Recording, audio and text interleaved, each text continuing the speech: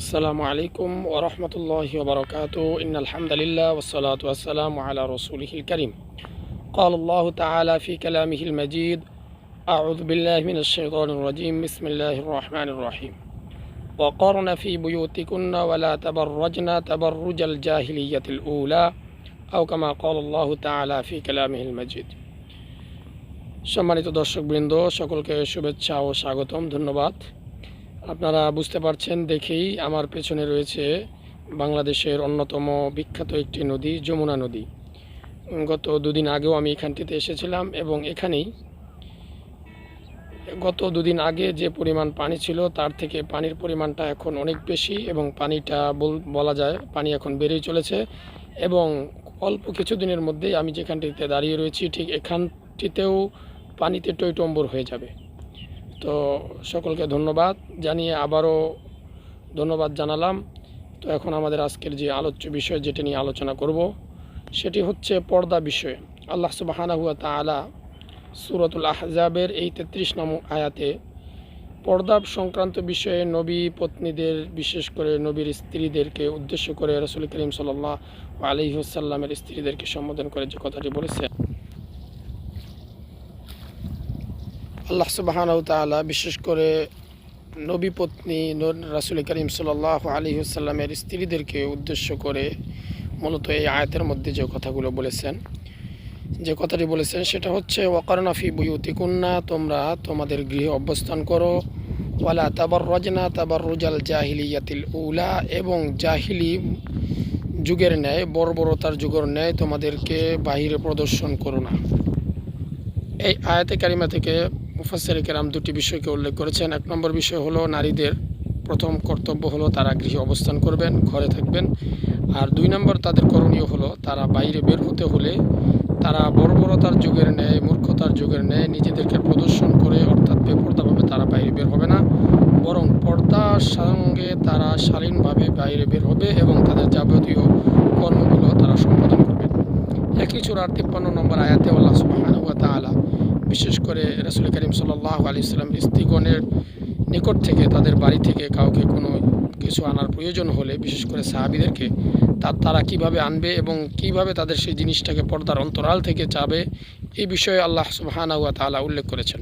তো বর্তমান সময়ে প্রচলিত অর্থে যাদেরকে আমরা দিনদার বলি বা যাদেরকে দিনদার বলা হয়, তো তাদেরকে উদ্দেশ্য করেই যদি বলি তাহলে কখনো বলাটা ভুল হবে না। তো সর্বপ্রথম তাদেরকেও লক্ষ্য করে বলতে হয় যারা হজ করেছেন, হাজি গাজী, অন্যান্য বিভিন্ন পীর মাশায়েখ বা অন্যান্য হক্কানি আলেমদের সোহবতে কিংবা দাওয়াত তাবলীগের নিসবতে যারা এই প্রচলিত দিনদার, আজকে তাদের মধ্যেই সর্বপ্রথম পর্দার বিষয়টা অবহেলিত এবং এই পর্দার বিষয়টি অত্যন্ত গুরুত্বহীন বলে আমার কাছে বেশ কিছুদিন যাবৎ মনে হয়েছে। তাই এই বিষয়টি নিয়ে আজকে এই যমুনার তীরে আপনাদের সঙ্গে আলোচনা করার প্রয়াস। তো মোহতারাম দর্শকবৃন্দ, আপনারা সকলেই জানেন যে বর্তমান সময়ে ইউটিউবের কল্যাণে কিছু বক্তা বেরিয়েছেন যারা নারীদেরকে হাত পা মুখ খোলা রেখে বাইরে বের হওয়ার ব্যাপারে তারা একাধিক মত হিসেবে কিংবা ভিন্ন কোনো মাযহাবের ভিন্ন কোনো মানহাজ হিসেবে তারা মতামত কিংবা ফতোয়া দেওয়ার প্রয়াস চালাচ্ছে, যে বিষয়টি অত্যন্ত স্পর্শকাতর এবং ঘৃণ্যতর। বিশেষ করে যেখানে বাংলাদেশে আপামর জনসাধারণ বা মুসলিম বলতেই বাংলাদেশের সকলেই কথা জানেন এবং বোঝেন যে পর্দা বলতে হাত পা এমনকি মুখমণ্ডল ঢেকেই পর্দা করতে হয় এবং এটাই শরিয়ার নির্দেশনা। তো সেই প্রেক্ষিতে বাংলাদেশে হাত পা মুখ খোলা রেখে স্কুল কলেজে অফিস আদালতে যাওয়া এটা আসলে একটি বিভ্রান্তিকর এবং মানুষের মধ্যে একটি ফিতনা সৃষ্টিকারী বক্তব্য কিংবা ফতোয়া। তো সেই আলোকে যেটি বলতে চাই, সাম্প্রতিক সময়ে এবং ইতিপূর্বেও আমি দেখেছি বাবা মা দুজনেই পর্দানসীন কিংবা বাবার মুখে দাড়ি, মুখে মাথায় টুপি, পাঞ্জাবি, অর্থাৎ দেখতে শুনতে তাদেরকে একটি হুজুর বা ভদ্র ফ্যামিলির শালীন ফ্যামিলিরই মনে হয়, কিন্তু তাদের সঙ্গে 15, 16 কিংবা 17, 18 বছর বয়সের মেয়ে, যুবতী, তরুণী যাদেরকে দেখা যায়, তো তাদের বিলকুল তাদের মধ্যে কোনো পর্দা কিংবা শালীনতা বোধ বজায় রেখে বাইরে বের হওয়া এরকম কোনো নাম নিশানাও খুঁজে পাওয়া যায় না। তো এই বিষয়টি অত্যন্ত স্পর্শকাতর এবং একটি পরিবারের জন্য, ফ্যামিলির জন্য এটা অত্যন্ত দুঃখজনক যে বাবা মা যারা ইসলাম সম্পর্কে জানেন, বোঝেন, পর্দার ব্যাপারে এবং নামাজ রোজা অন্যান্য বিষয়ে সচেতন, কিন্তু পর্দার বিষয়ে তারা কেন সচেতন নয়। সর্বশেষ আয়েশা রাদিয়াল্লাহু তাআলা আনহার জীবনী এবং তার সিরাতের কিছু অংশ আলোচনা করে এখানেই শেষ করব। এই বিষয়টি এজন্য এখানে উল্লেখ করব যে আমাদের বর্তমান সময়ে কিছু বক্তা, কিছু আলোচক রয়েছেন যারা পর্দাকে শিথিল করার প্রয়াস চালাচ্ছেন।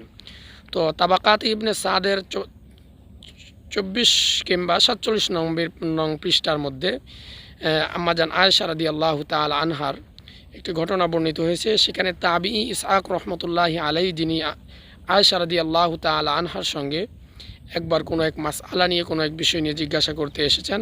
তো আয়েশা রাদিয়াল্লাহু তাআলা আনহা তখন তাকে দেখে সম্পূর্ণ পর্দা করলেন। তো এই পর্দা করার বিষয়টি দেখে তিনি প্রশ্ন করলেন যে আমি তো অন্ধ, আমি তো আপনাকে দেখতে পাচ্ছি না, তাহলে আপনি কেন আমাকে এভাবে পর্দা করছেন? তো যেই জবাবটি আয়েশা রাদিয়াল্লাহু তাআলা আনহা দিয়েছিলেন সেটি হচ্ছে আমাদের আজকের মুখ্য বিষয়।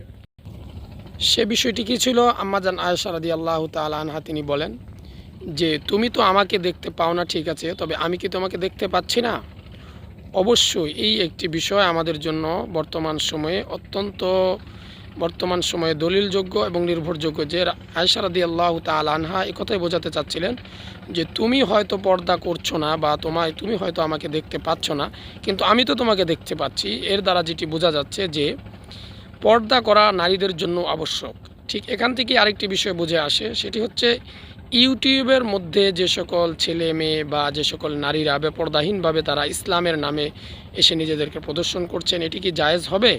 কখনো এটি জায়েজ হবে না। এমনকি যারা সেলিব্রিটি হওয়ার ধান্দায় কিংবা ফেমাস হওয়ার ধান্দায় যে সকল যুবতী উঠতি নারীরা, মেয়েরা যারা এমনটি করে চলেছেন, এটি অত্যন্ত ঘৃণিত একটি কাজ।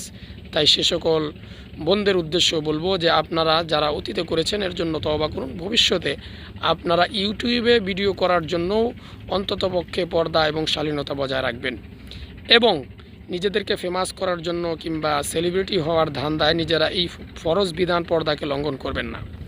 ঠিক তেমনিভাবে আয়েশা সিদ্দিকা রাদিয়াল্লাহু তাআলা আনহার সিরাত থেকে আরও যে কয়েকটি বিষয় জানা যায়, তিনি শিক্ষা দীক্ষার প্রয়োজনে, মাসআলা মাসাইল এবং ইলমে দ্বীন শিক্ষা দেওয়ার প্রয়োজনে যে সকল বাচ্চাদেরকে শিক্ষা দিতেন, তাদেরকে যখন তিনি এরকমটি মনে করতেন যে তারা প্রাপ্তবয়স্ক হয়ে গেছে, তাদের সঙ্গে পর্দা করা জরুরি, কিংবা এর পূর্বেই তিনি সেই সকল বাচ্চাদেরকেই যেহেতু পর্দা করতে হবে, এই জন্য তিনি তার কোনো নিকট আত্মীয়দের মাধ্যমে দুধ পান করিয়ে দুধ খালা, দুধ নানি ইত্যাদি সম্পর্ক স্থাপন করতেন, যেটি সহিহ মুসলিম এবং মুসনাদে আহমদের রেওয়ায়েতেও আছে, আপনারা খোঁজ করলে পাবেন।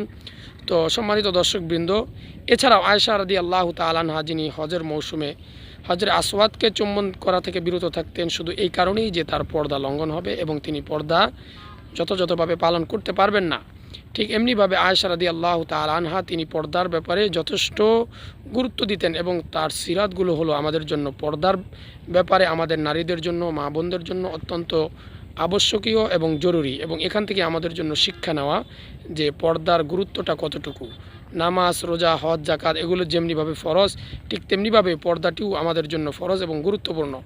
সামগ্রিক দৃষ্টিতে যদি বিবেচনা করা হয়, এই আয়াত এবং অন্যান্য যে সকল আয়াত হাদিস আছে এগুলোর উপরে আলোচনা করলে, ঘন্টার পর ঘন্টা আলোচনা করলেও বিষয়গুলো নিয়ে আলোচনা শেষ হবে না।